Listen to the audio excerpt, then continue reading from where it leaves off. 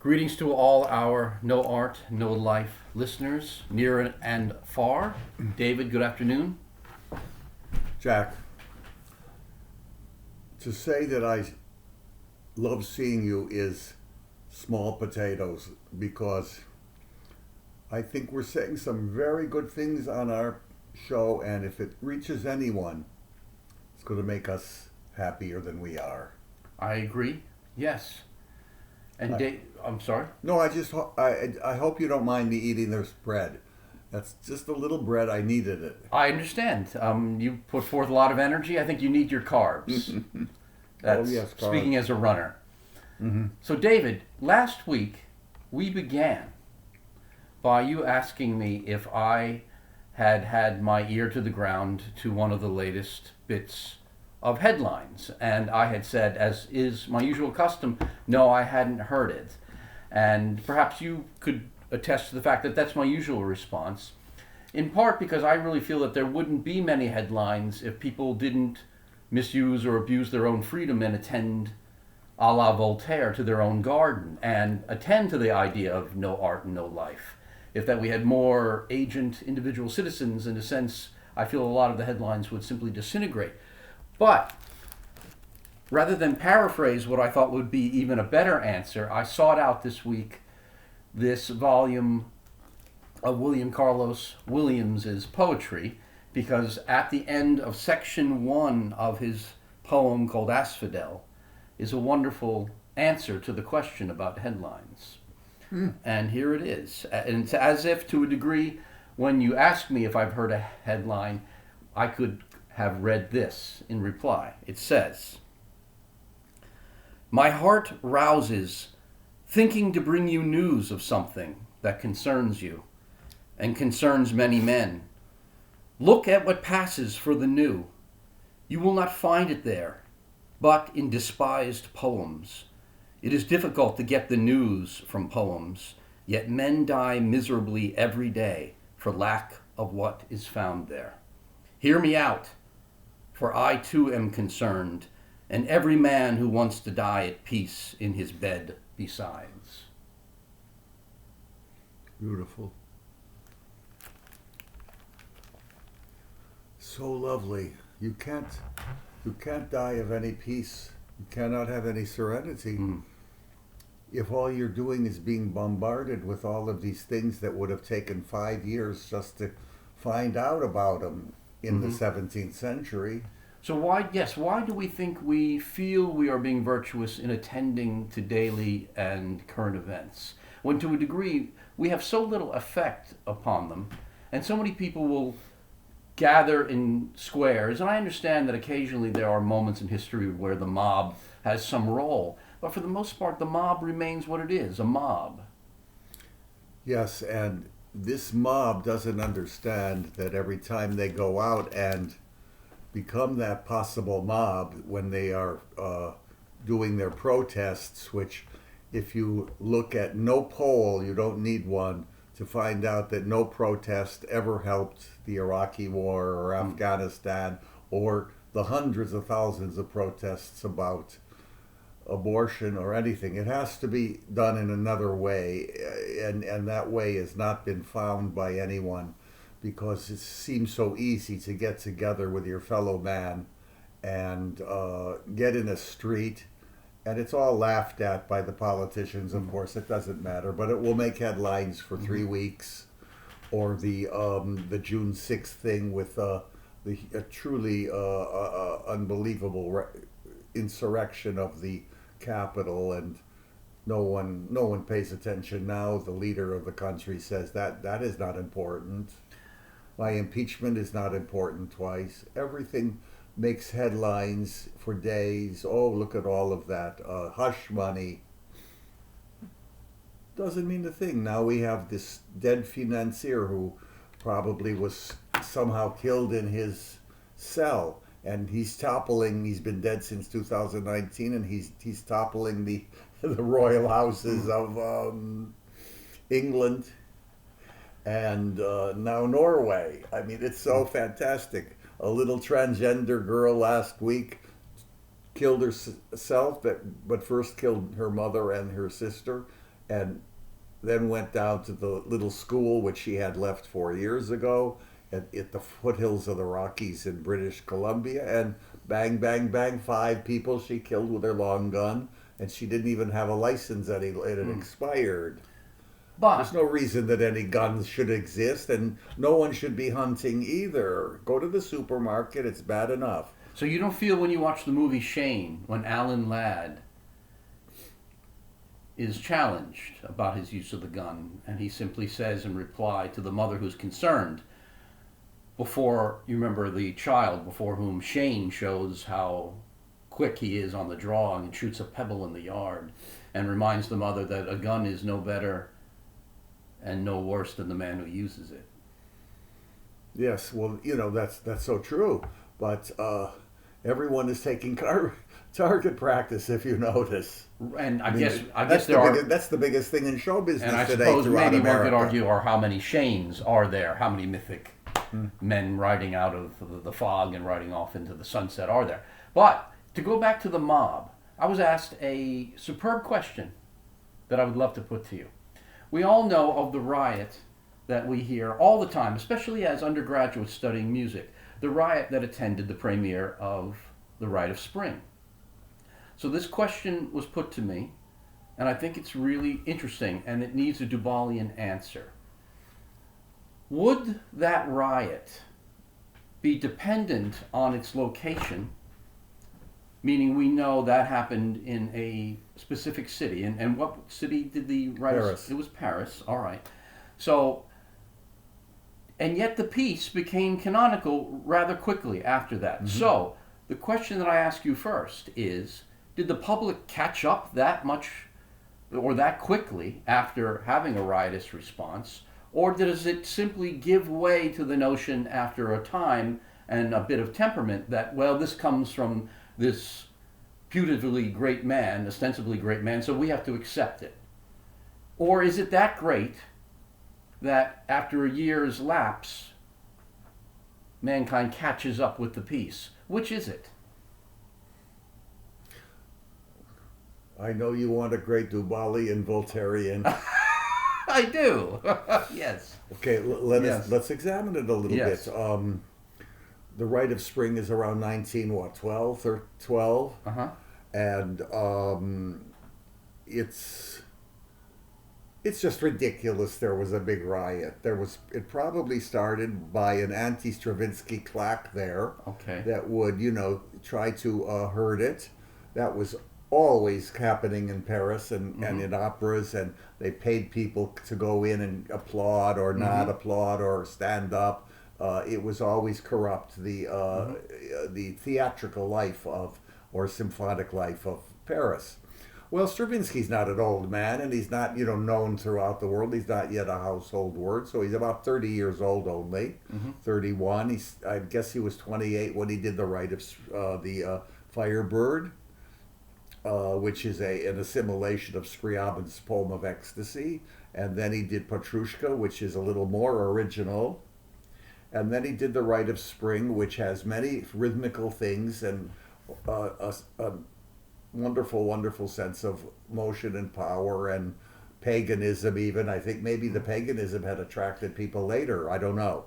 Because we're begging for a more pagan world. We're praying for a Zeus, an Athena, a Hercules. So there's a question I have for you. You're talking about something that's extra musical, which is the staging. Oh, it is, of course. So then, do you think the riot reacted to excessive paganism that they were not used to seeing, or were they catching up to it later because of the paganism? Which was it? Was that more the repulsive aspect or more the attractive aspect? No, it would be attractive because the Paris public was fickle, always has been. They're not great musicians, Parisians.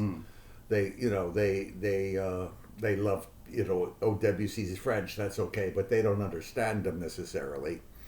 And I think that it was a setup to help the piece's publicity. Diaghilev himself was a setup at all times. He knew very well what he was doing in the world of publicity. And so I think that it became a riot on purpose. I Now, understand.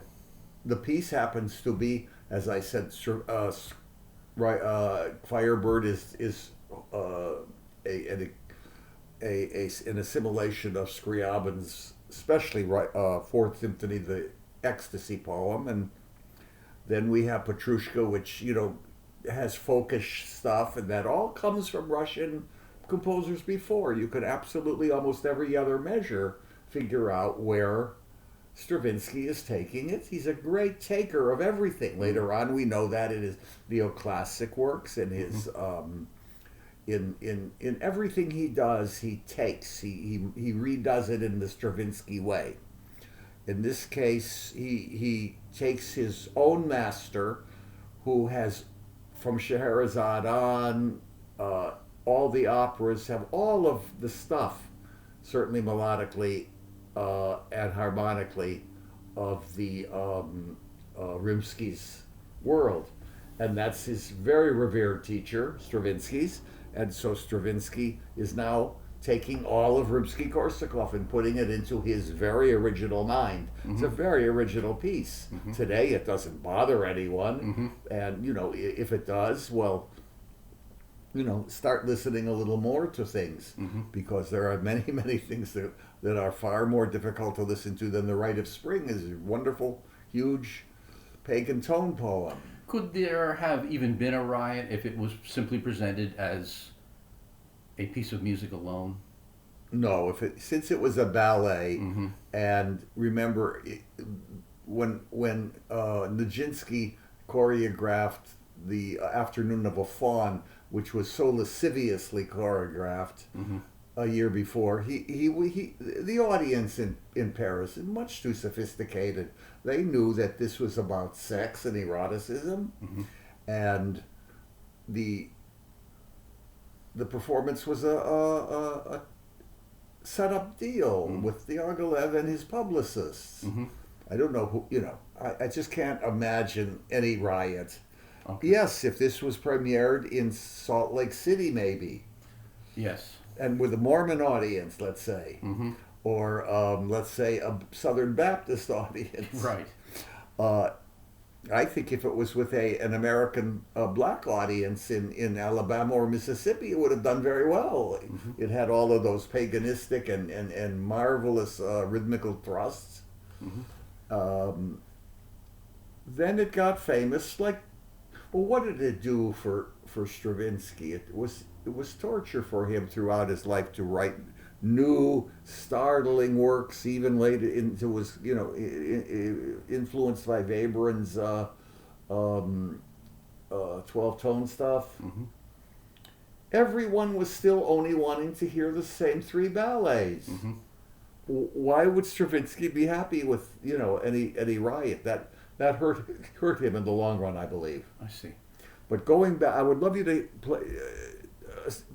read the poem again, because it's so wonderful. Okay. Headlines today. You remember when I was a child, there was a show with a host by the name of John Cameron Swayze. All right. Didn't we talk about him or not? No. No. It's 15 minutes. That's all you had in early television. Every night he was on, and it was called Camel News Caravan. Camel Cigarettes sponsored it, and of course, like today, all the pills sponsor the television commercials. Then you had only 3 allowed in an hour, and you had this man, very nice-looking, sophisticated man, and his name was John Cameron Swayze and the News. Mm. And let's hopscotch the world for headlines. Mm. There were no headlines. Nothing was going on, mm-hmm. in the 50s already, Mm-hmm. There was a Korean War. A couple of papers, handled it. Mm-hmm. The Cleveland News did, and the Plain Dealer, but nobody knew about the Korean War for 3 years, except, it was always in. But there was nothing much happening. Mm-hmm. They were writing about nothing. Mm-hmm. And they still write about nothing, because now they write worse than they've ever written. Magazine articles, just each paragraph repeats the former one, if you've noticed. There's no sense in reading anything through, because you're going to get it all. You don't need to read it through. I don't want to see no television for me for the last year and a half. It just happened because it just filters through that magic box called smartphone or something. What's so Yes. smart about it? It's a horrible thing. It's a preposterous box. It's incredible, and you see the same stories each day, and maybe they have a little update of 2 sentences, about. It's all killing. It's all politics. It's all about this ridiculous creature that is president, and the amazing lieutenants in his camp who adore him, like Hitler was never adored like this man. Hitler was truly feared every second. He would kill anyone that got in his way. Should I return? Do you want to hear this one more time? Return to the poem. I do want to hear it again because I think we should always be discursive and go back to things too. All right, it's a very long poem, but I've known this fragment of it since childhood. Wow, that's good. Mainly because my father used to remark that he'd never seen me ever pick up a newspaper, ever, as much as I read, which sometimes can be to a maniacal level. And I suppose my mother was rallying to my defense by citing these lines, which again are these. My heart rouses, thinking to bring you news of something that concerns you, and concerns many men. Look at what passes for the new. You will not find it there, but in despised poems. It is difficult to get the news from poems, yet men die miserably every day for lack of what is found there. Hear me out, for I too am concerned, and every man who wants to die at peace in his bed besides. Gets better and better because he was a genius. He was. And was he the doctor poet? I don't know much about his life. Yeah. I'm embarrassed to say. Oh, embarrassed. Your mother put you onto that? She did. That was offered to me as a reinforcement for more than 40 years. You have a mother. I mean, how many mothers give a poem in response to a concept like that of reading news? I was lucky. The poet Auden said, when someone said, "You never read any newspapers, no London Times, no anything," he says, "If there's anything wrong, I'll hear about it." Yes. I love that. Yes. I haven't missed anything except my blood pressure is a little better off, possibly because of not watching the news. I haven't read a newspaper in 45 years. Never. Someone emailed me, "Oh, the great pianist Thomas Vachery," and I loved this man. Was a great pianist and a great person. We were together last in Norway around 2003, where we spent a week in the land of the midnight sun, and we walked everywhere together, and he told me many marvelous things about his life. He died at 92 a couple of days ago in Hungary, or Budapest probably, and he had escaped the revolution in 1956. I know we're going into the light or something. Well, we're always trying to make it toward the light. Oh, you are? Yes, the light. Yes. As Goethe said, "Give me the light." Yes, Give me the light. Yes. Uh, Well, I've always admired, and it's still on YouTube, the WNCN interviews that you did with Vachery. oh, yes. They're excellent. Yes, and there's an interview in Reflections from the Keyboard. Reflections in from print. the Keyboard, yes. And he was a brilliant and suave and marvelous, the tender-hearted man. I remember at the WNCN studios where I had put on a live performance every single week where I hosted and so forth, and the people of the community would come for free, and Vachery was there, and he played a concert, and he wasn't used to talking about the pieces before he played them. And he destroyed his performance of Liszt's Sonnet Number 4, the Sonata del Petrarca 104. He was a great Liszt player, and he had talked about it, and then he said afterwards, he said, "David, that destroyed my performance. I couldn't think afterwards when I played. You know, Oh, I see. You mean having to articulate talk his about thoughts? it. Yes, I see before. he was not used to that. Mm. But Thomas Vashery, I could go on in many ways. Oh, but you know, someone wrote and said that my name was in the New York Times obituary Mm. for some quote, I guess, about Thomas Vashery, and I couldn't find it because I don't know how to use that thing, and I don't. Oh, the online version. Everything yes. is you Mhm. subscribe, you subscribe, you subscribe. $1 here, $1 there. Yes. I don't have it, so and I don't want it. I don't want understand. to have it. I don't need to read it. And when you don't need anything, don't get it. Agreed. Ives calls that the richness of not having. Or as Beecher would say, "Blessed be nothing, then nothing can own you." Yes. Yes. I love that. These are, I think, worthwhile things for people to Agreed. attune to our no art, no life. We're gaining small little things. Last time, by the way, we talked about, and you wanted to know who I wrote did. it. I wanted to know the Here, full name of this fellow. Write it and show it, yes. This is the play that we were talking about last week, and I certainly identify with this gentleman in terms of the enterprise of independent publishing and not being thwarted when the old paradigms of publishing don't work. One continues, and this fellow did this. This is the play, Death and Genius, that came your way. He He sent it to one of the radio stations. Right. And And- I got it very late. And you felt it was very strong. Yes. Oh, I want to read it very, very And carefully. here one can get this on Amazon, Thomas Walker's Death and the Genius. And one of our listeners, who I happen to speak about, this wonderful man, Robert Tonucci, which we talked about last week, who he saw our program, and he said he must put the program on the link to my Wikipedia.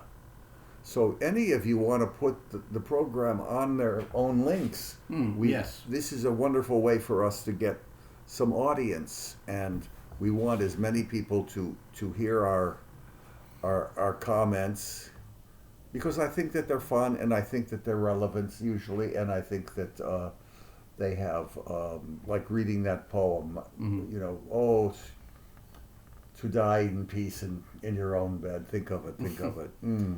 David, my thoughts are going back again to the French and their musical culture through a friend and colleague, Michael Johnson, who wrote on, what would be the word for this, I suppose, an online source. I think it's called Art Muse London. He wrote about a member of the Six, who I, of course, have a generic idea of those six people. Composers. Right. Do I say her name properly? Taillefer? I just called her Taliaferro. Okay, so I just It's not there's the pianist Taliaferro is but she's Germaine Taliaferro. Taillefer. I think. And I learned from this article that she had a piano concerto. Yes. What do you make of it? I don't know it. Okay, any of her piano works come your way? I may have heard a bit. Okay. I even heard a bit by the one that has the least acclaim, Louis Drurey, Durey, and you know, none of these people. Once again, these are publicity things in the long run. It was invented by Jean Cocteau. Arthur Honegger is a member. Darius Milhaud is a member. Poulenc is a member. There was Drury, Taliaferro, and who else is it? Or is that six? I should have counted. Play six. So Okay. it doesn't matter. Honegger is a symphonist who wrote a tremendous autobiography. Get it? Sometime in the 50s. His symphonies are really good. Wonderful. What resounded from his autobiography? Oh, just that here was a real man that was not happy with the state of music, and you know, it was already by the 50s. You couldn't easily hear contemporary music. So you mean he was complaining about the state of new music? Yes, absolutely. I see. Ernest Bloch was as early as 1920. He says, "This country, America, has no interest in anything except the three S's: The three S's are stocks, science, and sports. And Sports. sports. Oh God. Yes. Oh, what this country has been manipulated into sports.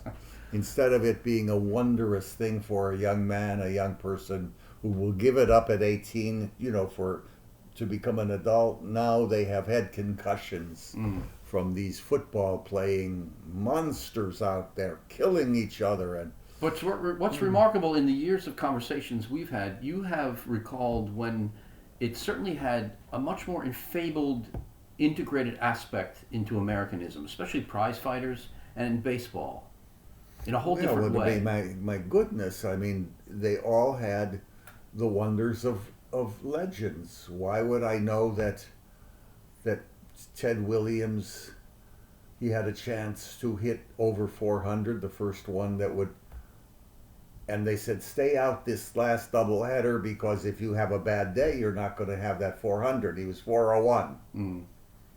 And it could have gone down to 392 or something, Mm-hmm. Nope, he's a risk taker, like you as at the piano, playing First Sonata of Rag, right? Of Lives. Of Lives, yes. Is this light killing us, or? I don't think that light is what's shining on us. It's the great sun that's coming through the window in a whole new way. Possibly a sign of spring, because you and I are accustomed to sitting here, but not recording this at this time of year. So that's a sign of. I see. Please come spring, please. Coming. I don't want another, my bones freeze. Mm-hmm. Reminds me too much of Cleveland, Ohio. I was mentally ill by May. Okay. I mean, the whole winter started October, went to May. So what were we speaking of? It was very, very interesting to me. The Les Six. Yes. Well, the Les Six, Drury is nothing, Germaine Taillefer nothing. That was the only woman. I mean, she was a good composer. I know her ballade for piano and orchestra. She must have been quite a pianist. In the article by this fellow and friend and colleague of mine, Michael Johnson, he references her playing, and I've never seen this arrangement, a four-hand arrangement of the Rhapsody in Blue, the other performer being Gershwin himself. Well, she was around in the 20s when he was in Paris, and, he knew everyone instantly. Ravel, Ravel, who was a father figure to the Les Six, they were the next generation.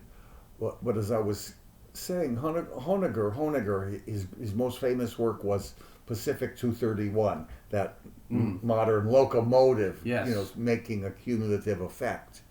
The symphonies are wonderful. The piano music is excellent. And that's it. There's no Honegger played anymore. This again. What could we do with this? You think we should? I think you mean in terms of the sunlight, not much. I'm worried about our audience seeing. Well, I don't think, unless we move, or you and I move back a bit. The lamp's not going to change it. See? No. That has to do with the sun. Never was a lighting So expert. if you were maybe to come back a little bit. Oh, I see. How about that? There you are. Okay. All right. Ladies and gentlemen. Yes.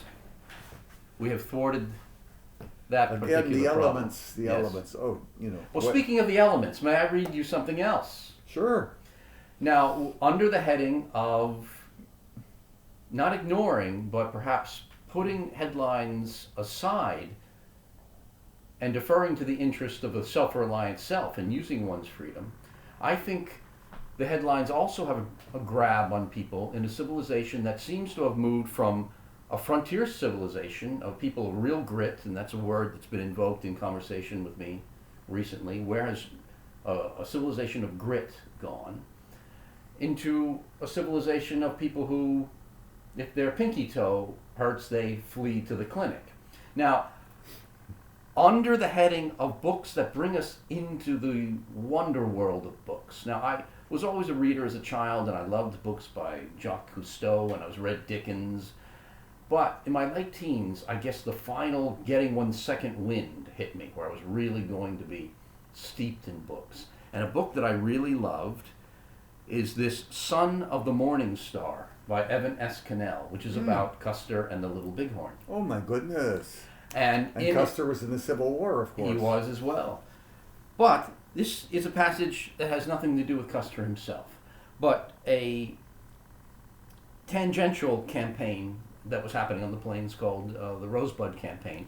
But in terms of a passage that always sticks with me, in terms of the idea of soldierly grit, something that would not be preached to children anymore, but makes me smile because this seems to be the kind of fortitude that was thought of perhaps as common at one time. I'd love to read it. And here it is.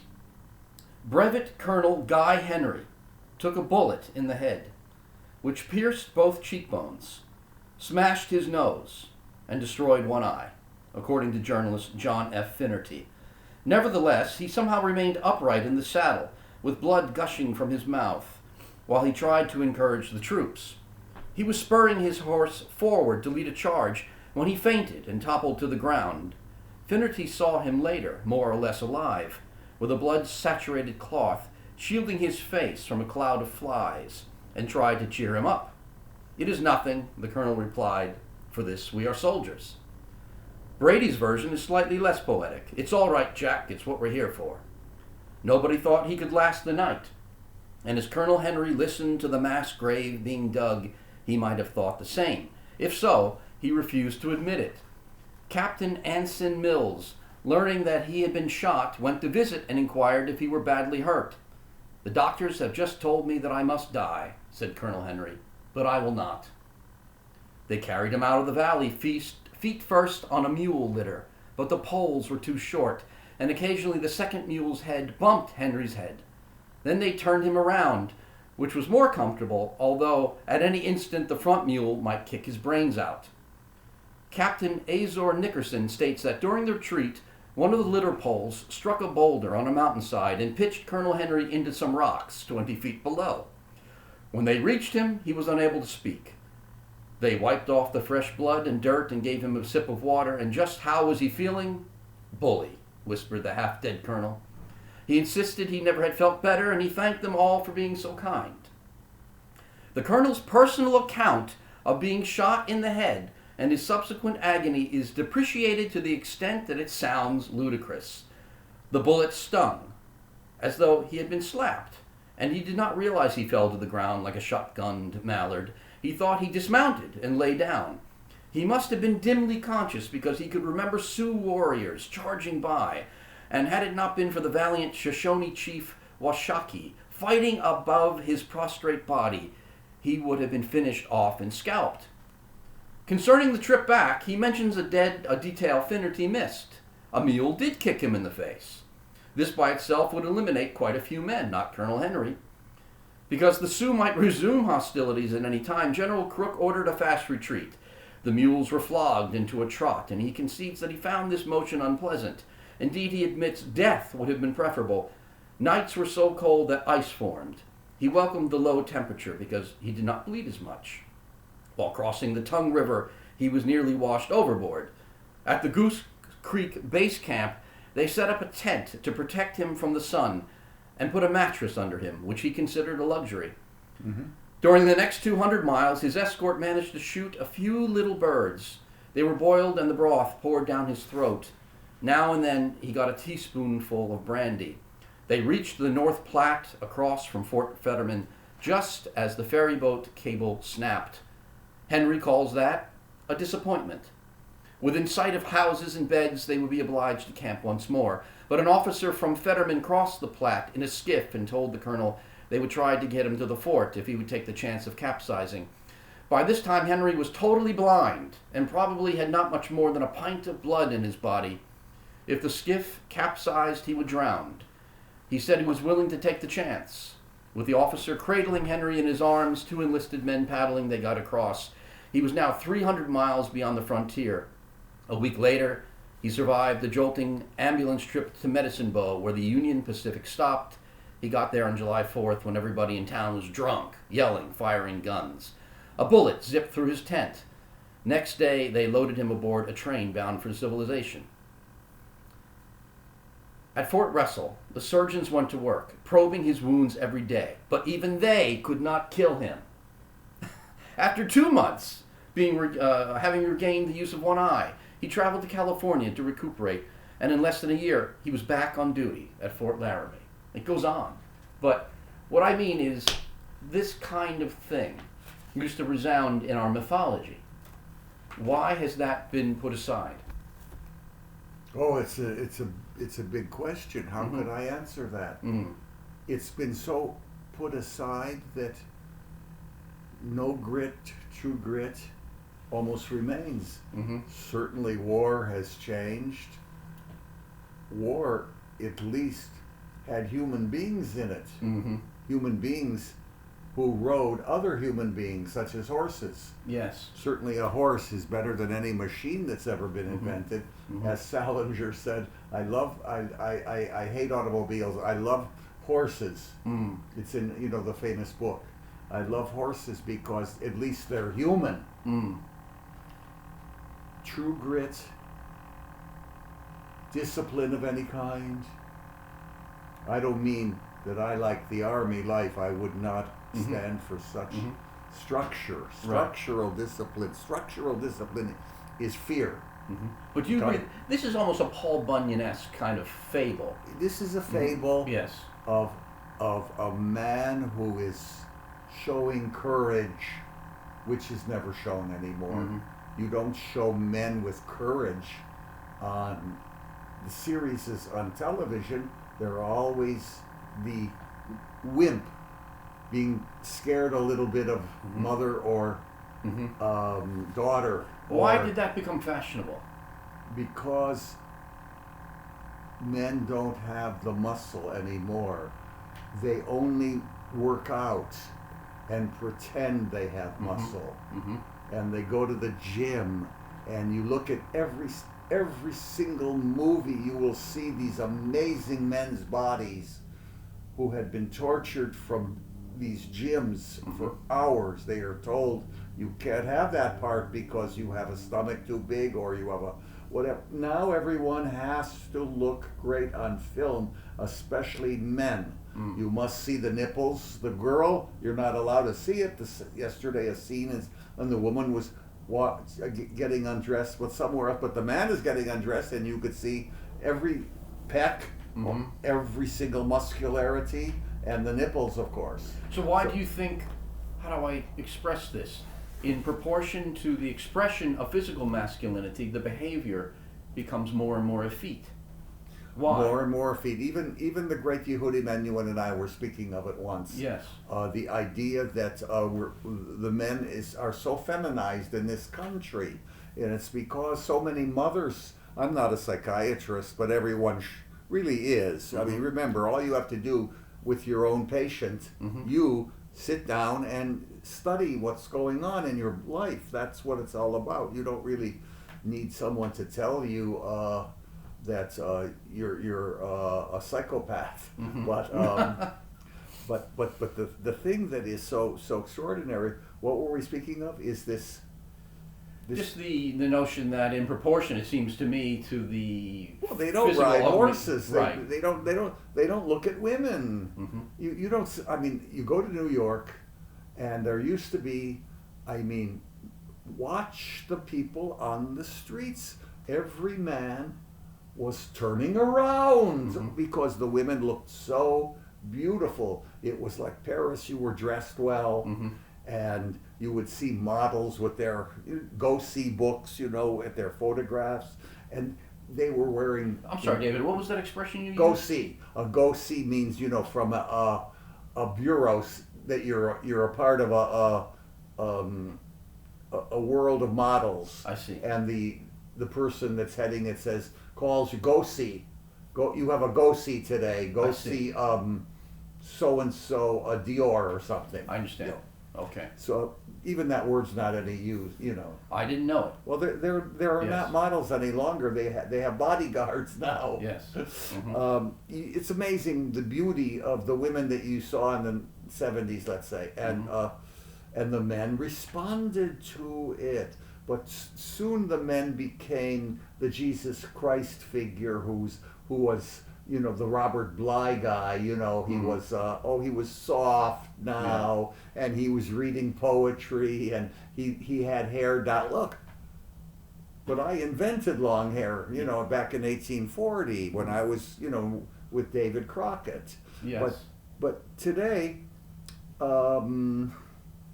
hairstyle is about the only thing left to show any kind of originality, and they are horrible. Especially the hairstyle called the meathead, no hair. Oh, right. Yes. Shave every day. My God, it's not easy. Why would you do that? So keep a little bit of hair there.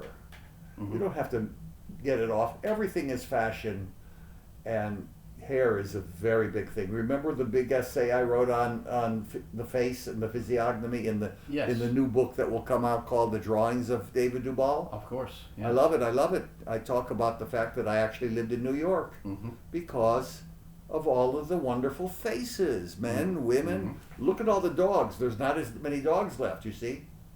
As there once were? You Oh, feel there there were are less dogs dogs? everywhere. East Side, West Side, Main Street, everywhere. You feel like there are less dogs Oh, to be many, seen? many less dogs. People Interesting. don't have the energy to go out any longer and walk it. I see. The poor dogs don't look good right now. I mean, but these are things that these are opinions of mine from what I call looking. Okay. I'm a man that looks. I scour the streets. On the subway, I could be in danger looking too intensely at someone. You don't do that in New York anymore, and you don't look at a woman again. You could be in trouble. I mean, Yes. I've heard people. Why are you looking at her? I've heard that on the in the subway. Someone watching you look at a woman, or something like that.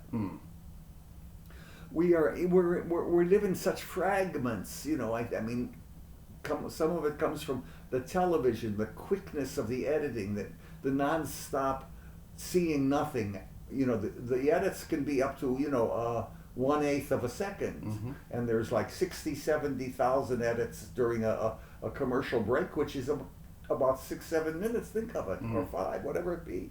4 times. They have no limits any longer on the strange capitalism that we've become. Pill after pill after pill. They don't want to do anything. The pill is going to do it. They tell you about the side effects, which are gruesome. And I'm wondering again why these commercials. I know that they took the cigarette commercials off, which were very attractive, of course. Wonderful looking people smoking, the Marlboro man on his horse. Everything was even part of the mythology. Yes. But today you have such fakery in everyone being happy. The lake is there, the dog is there, the apple is there, the food is there, the old man, the young man, the black man, the Mexican man, every single possibility not to insult anyone. Why? What is the big deal? Why do we have trouble with people? Because we don't talk to them at all. Well, in trying to refrain from ever insulting anyone, we compliment no one. No one. And I compliment people because if they deserve it, that yesterday I was complimenting someone and thanking them for doing a good service as a waiter. They didn't even respond to my compliment. They couldn't, because they didn't get it. They don't have compliments. What was the nature of the compliment? I was just saying, oh, that was absolutely delicious. Thank you so much for serving that to me so well. I understand. There's no communication left. Why are we trying to get to people? Yes. No art, no life. Has anyone practiced today their viola or their viola d'amore or their old-fashioned cello, their arpeggione? Speaking of practicing, I walked by your piano. I don't recognize the piece on the rack. Cacciaturian Piano Sonata. Ah, okay. That's so much fun working on it. Okay. But I did it many years ago, so many years ago, but all of a sudden my unconscious said, where is the Cacciaturian Sonata? I need to see it. Yes. And then I started doing what I always do instead of working on what I should be working on. I'm having fun again playing through this. Remember Yes. to get Thomas Walker's book, Robert Tanucci already got it at Amazon. That's right, Death and Genius. And get my Death and Genius, Thomas Walker. I hope he's watching. I'm going to write him a letter of thank you for this and tell him about our Substack. Is that what it's called? And YouTube, yes. And YouTube. Lyrical Episodes in the Life of Franz Schubert.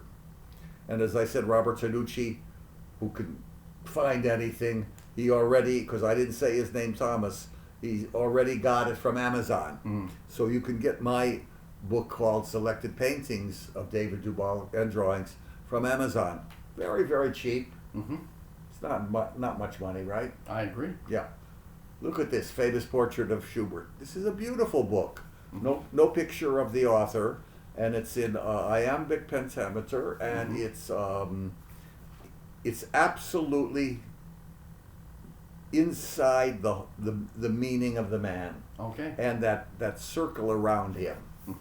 So Thomas, I hope that this little ad makes it a bestseller, because we are moving towards the billion people watching No Art, No Life. Well, David, I think there's something certainly prescient in the sunlight falling upon you there. You noticed that? I'm going to go back this way. Well, maybe you should stay in the light. I think perhaps the gods are emphasizing that something is coming, because, in a sense, the light is pointing at you.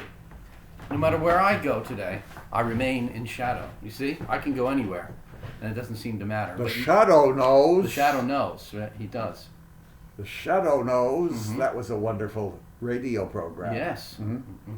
You know who the shadow was? The actual voice? No. I don't remember his name this minute, but he was a real Hollywood star who was always a bad guy. Blonde. I don't know. Okay.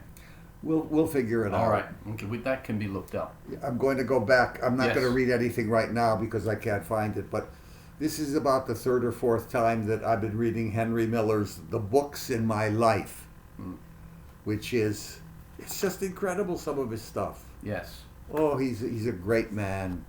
You know, that brings up a topic. Henry Miller, when one reads his prose, what a shock then when one hears his speaking voice. Do you agree? Oh, absolutely. Here we have a Brooklyn accent. Yes, you know. it puts a little bit to the lie. This is something else I've been conversing about with someone, that can there ever be an elevated mind attached to what we attach or imagine is a rather unelevated speaking voice? Yeah. And he certainly Oh, there does. are many worse, of course. What are some great examples of where you feel that the speaking voice doesn't match the elevation of what the person is saying? Do you know what I'm saying by that? Are there some other great cases that you can think of? I find that but rare. I watch the movie stars, and I'm always horrified if they haven't been tutored enough. You could tell they were born in Queens or in, London. You can get away with it, but sometimes it's pretty bad. The Cockneyisms of even stars. Who are you thinking of? Well, I'm thinking right now that the last one I saw, who was, to me, could have been one of the greatest of all leading men. He may well have been a big box office fellow. Burt Lancaster will destroy many sentences with his New York accent. He does have a very... when I hear him, I feel like his voice is utterly his own. I have a hard time linking him to an accent, but you hear words... Oh, yeah. Always in words, and often at the end, and certain R's, of course. When people drop R's, I can't bear it. I just can't. Okay. How about some other names that come to mind? I love this topic. I know, and I'll study in my mind who it is.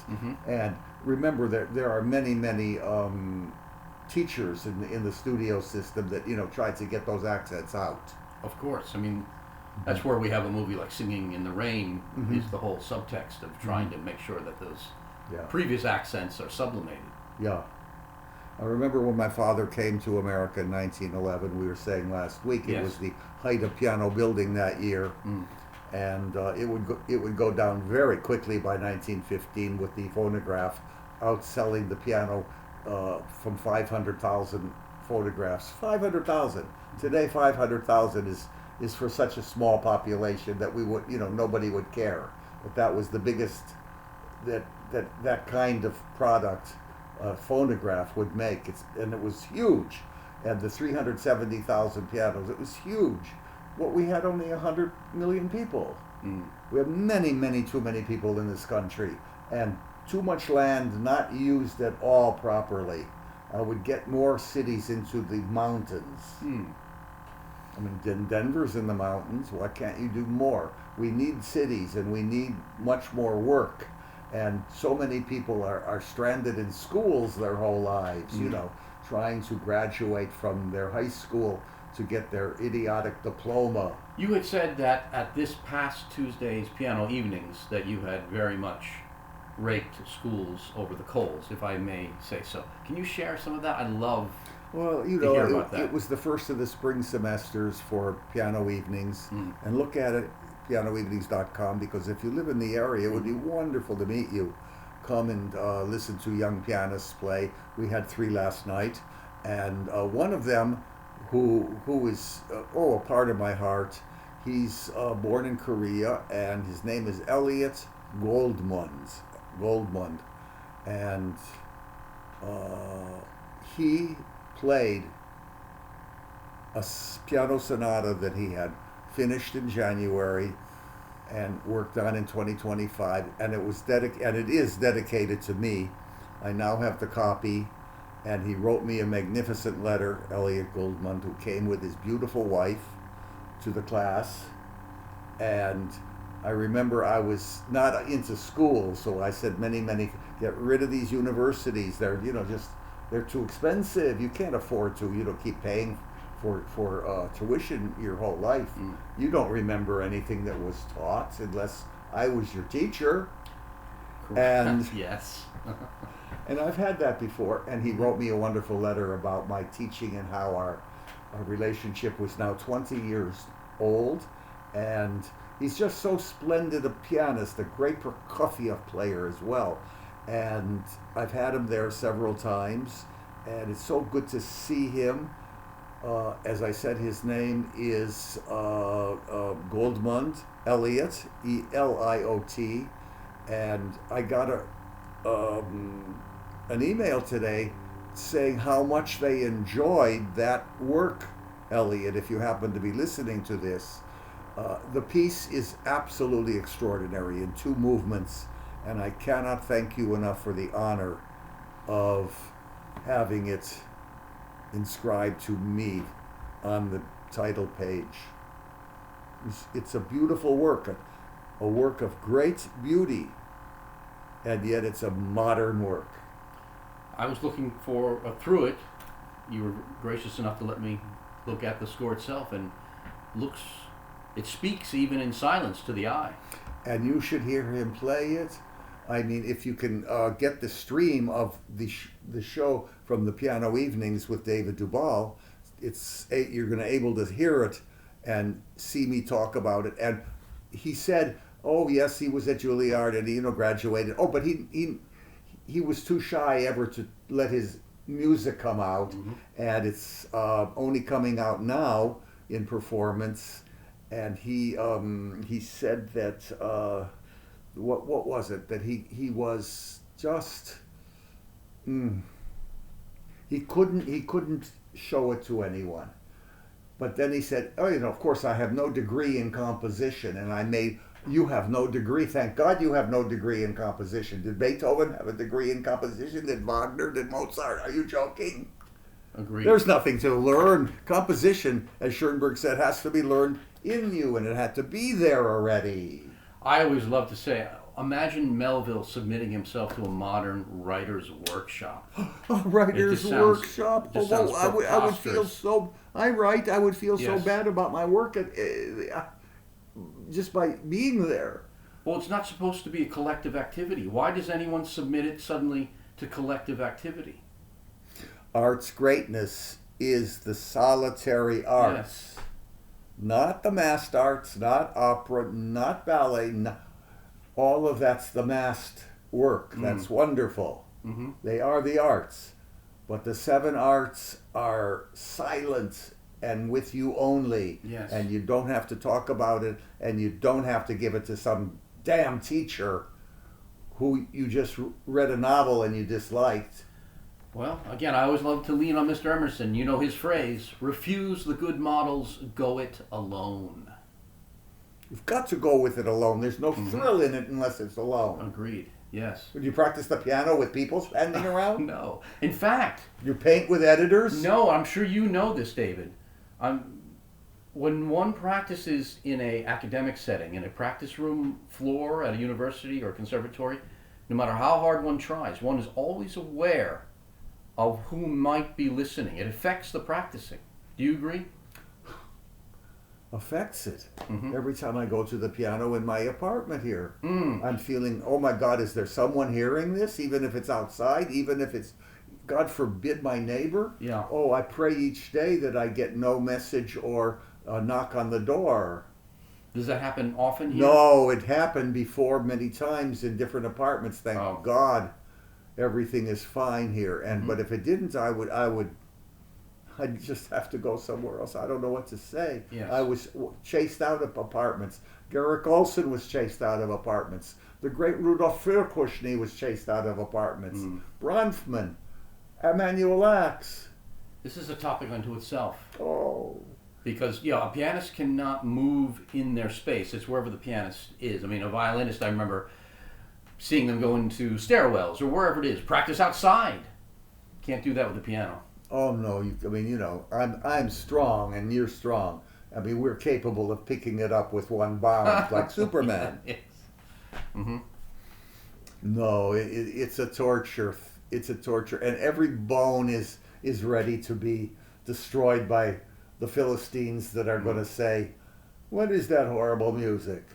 David, in your experience with Horowitz and standing outside on the sidewalk next to his townhouse, was there any trace of the sound of his playing when one was on the sidewalk? No, None. because when I got there, it was over for him that day, except if he was playing for me or something like that Okay. there later.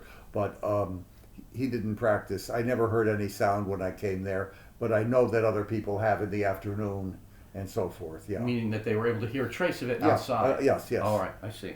Yes, and sometimes more than a trace. There was once I think, an argument because it got into a backyard somehow, and it didn't matter that it was Horowitz even. Right. Oh, Yes. this is Yes. this is a world where it's a tragedy as well. It's scary to be an artist, and I don't use that word for myself. It's scary to thank God painting is silent. Mm. You asked me about Khachaturian. You said, "Oh, you Yes. saw this new piece on." Okay, let's go back into my nervous system. Mm-hmm. As soon as you said that, I remembered that this morning before you came, I was practicing with real glee. Yes. Glee, Glee. What a nice glee. There's no glee out there, No. And I was hearing a lot of the major sevenths and minor seconds Mm-hmm. that Khachaturian uses continuously in his music. Mm-hmm. First thing I was scared of those. Those are dissonances, and someone's gonna maybe be upset. Mm. It's so inborn in me from bad times with it I see. that I am telling that you that piece in today. particular? Oh, yeah, you Yes. mentioned this piece, and this Yes. piece is too many dissonances. Maybe it's gonna irritate someone. Mm. It's a marvelous work, of course. Yes. Mm-hmm. Okay. Isn't these incredible things we're talking about? It is, because returning to a piece can also cause one to return not just to the memories of a time, but visceral things of a time.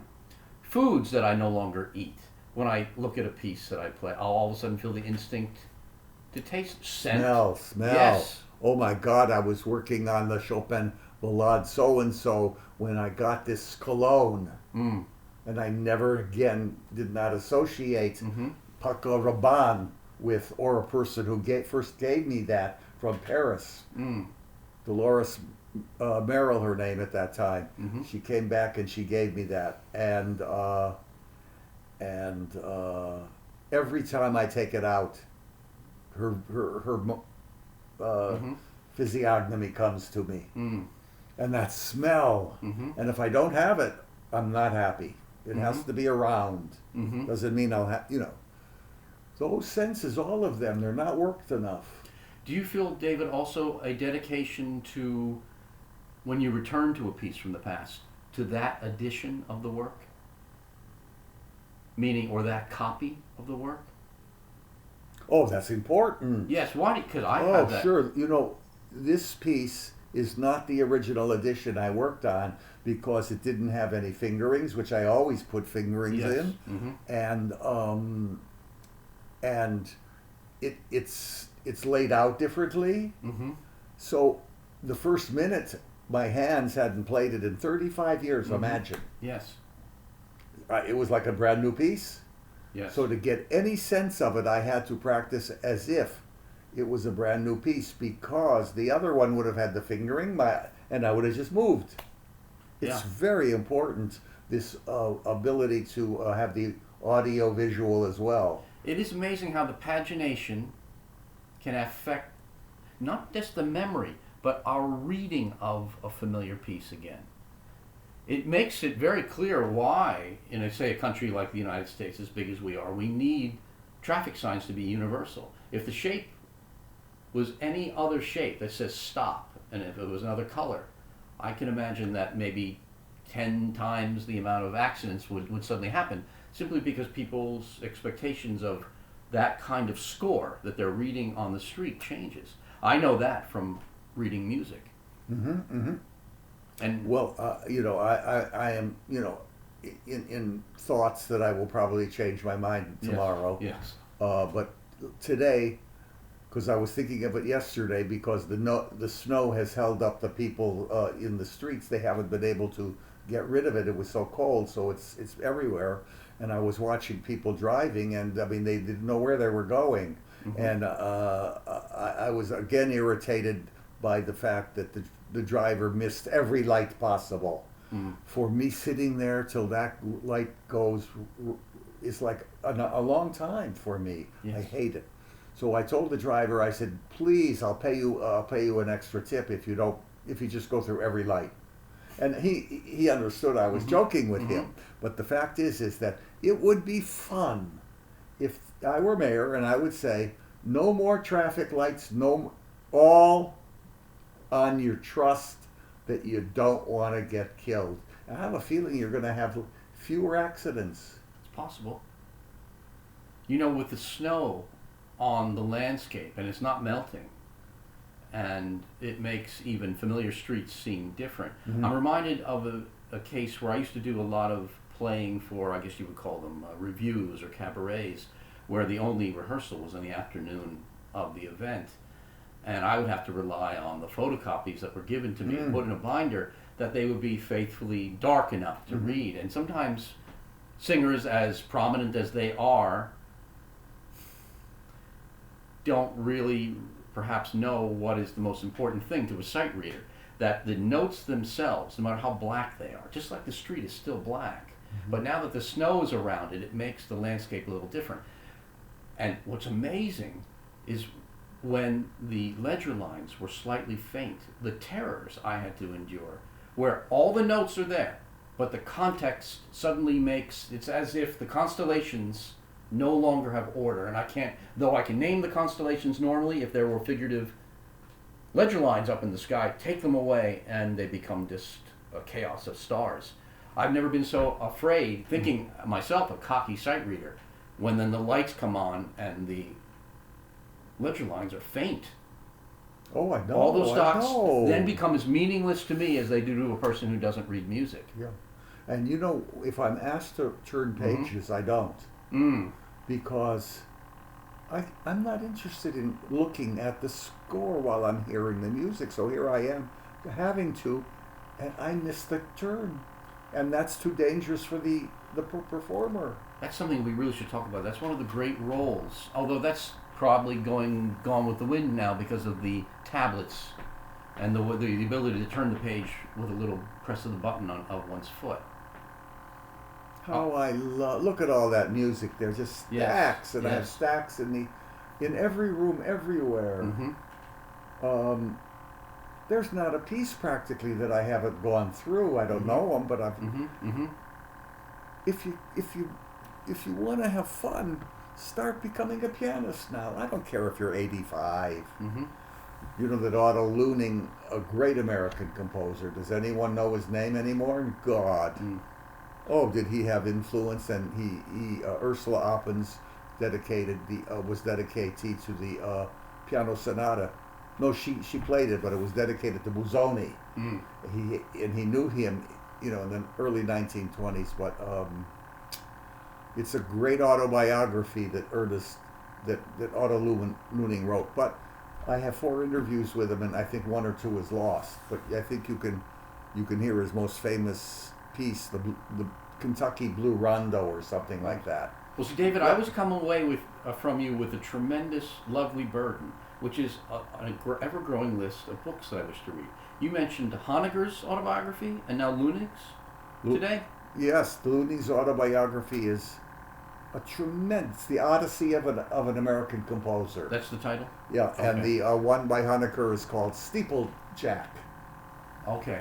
Yes. And these autobiographies, it's amazing how much they gave you in such a way that, they didn't have to use the word F-U-C-K or anything. Well, yes, I was assigned the autobiography of Miles Davis in a jazz history course, and I joked that if you took the F word out, the book was only a few pages long. Oh, it was kind of funny. Dare anyone use it? Yes. Why should you use it? He I'm did. so sick of. Forget cool. It doesn't have, I don't want to hear it anymore. But I cannot stand that F-U-C-K on. So, and they don't use it.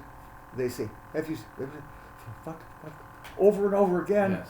Every single show has hundreds of examples, if not thousands, of that word. Every sentence. Why? Why? I was about to ask that same reason. You know. I don't. You mean, do I know in terms of No, some I'm joking. speculation? I don't know Okay. if you know, but I mean, how did this word, which used to really be very careful, that was a bad copulation thing, Mm-hmm.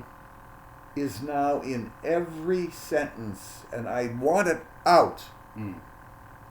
I don't want another producer or director or anyone or scriptwriter allowed to use that terrible, ugly, thick brick sounding word ever again. I used to use it, having a lot of fun with it occasionally. I said no more using that word in public anymore, and I never have again. Mm. I'm trying to hold myself back right now. Okay. Well, even the phrase "damn the torpedoes" had to be used when the time was right. Damn, what's damn? I just mean that was a word that would cause, even in my childhood, a teacher to pull someone out of the room by the ear in a public You school. didn't say damn, you And had to if- say darn. Right, and if that was done today, if a teacher reproached a child, pulled them by the ear, that would be on the news. Oh, I mean, a woman could beat the hell out of you. A teacher could hurt you. And the mother and dad weren't going to come. That was your, that meant that boy was, not doing something. That's how I took it. But today, the mother and father, I mean, they have the rarest. They have a little Mozart, maybe, if it gets, Yes. They don't, they don't respond to Michelangelo because they don't know anything about sculpture anymore. Right. There isn't a sculptor in New York almost. They certainly can't find lofts to work in. Mm-hmm. What are we going to do, ladies and gentlemen, about the arts? Not just marginalized. Not just my pianists with nowhere to play. Not just my own paintings where no one buys them. I can't believe it. Why would you buy all this junk and not buy a painting from a friend, let's say, or a gallery? Mm-hmm. Mr. Horowitz was sitting in a Madison Avenue gallery, sometimes 6 and 7 hours, just staring at a work. Mm. I remember I was staring at a work at the Met, and some guard comes to watch me, comes very close. Mm-hmm. What am I going to do? Mm-hmm. In Basel, you have, all the Paul Clays. If you're 1 inch, alarms. Mm. How are you going to learn to love art or museums? I don't understand everything almost. Mm. Is something wrong with me? No, almost everything is right with me, Mm. as Willard would say, but we will try for your benefit, I mean, he was being sarcastic, to fit you and all my patients, clients, into this immoral society. Okay. What more should we discuss today? There's so much that So we much. got. We did cover a lot of ground today. So Yeah. We were over an hour, I guess. we are at an hour and 10 minutes. Mm-hmm. Mm-hmm. Less is more. Okay. Try so hard to come back to our number 39. This is number 38. I think so. Mm-hmm. I love watching them, and I say, not Hail Caesar, and never to a military man, ever. Please, let's get rid of the possibility of war by never going into the service. I don't like the word service, and I don't like the word community, because there once were communities, not great ones in this country, but there were in the Wild West and many other little towns. No communities left, and you hear that on the news every day, every minute. Community. Oh, there's never any shootings in our community. Mm. That's it, friends. No life, no art, no life. Please buy all of the novels and essays of our friend Jack Cole. Thank you, David. Yeah, I'd like to make someone happy. Let's start. He's dead, but he'd be happy Mm-hmm. if you. This is an amazing book, Yes, it is. and we've pushed this one, Mm-hmm. The Schubert by Thomas Walker, Mm-hmm. and I hope that the few articles that you have sent to these revered places will get accepted. Well, thank you, David. You know my history. It's very hard to suspect that they're ever read because the emails come back either instantaneously with a no, meaning within seconds, or they never come back. So there's no human notion except feeling that one is standing before a black hole. You must learn to be strong, as I can't be, Mm. for every rejection hurts. Mm. Never read, in my opinion, a criticism by a critic. Mm-hmm. Or as Marcus Aurelius said, they have their own agenda. True.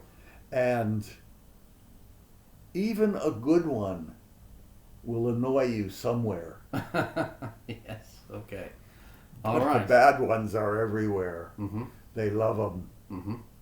Take care till I see you next week. You as well, David. This Bless is... you. Bless my audience. Mm-hmm. Listen to WQXR